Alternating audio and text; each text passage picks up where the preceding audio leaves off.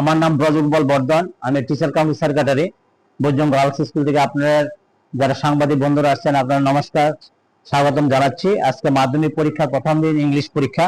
Total পরীক্ষা হয়েছে আমাদের স্কুলে 272 জন। 272 জনের মধ্যে মেল হয়েছে 132 আর ফ্যামিলি 140 জন। এর মধ্যে আছেন এক্সটার্নাল একজন আছেন আর কন্টিনিউ একজন আছেন একটা স্কুলে। এখানে আজকে আমাদের স্কুল আছে প্রায় 5টা স্কুল থেকে, অভয়নগর, নজরুল, তারপরে শিক্ষা নিকেতন, তারপরে আছে আপনার সখীচরণ, কামিনী কুমার, প্রায় আর 5টা স্কুল, মোট 5টা স্কুল। আম্বেদকর আছে। মধ্যশিক্ষা পর্ষদ থেকে তো পুরোপুরি ভাবে রেডি আছে পরীক্ষার জন্য।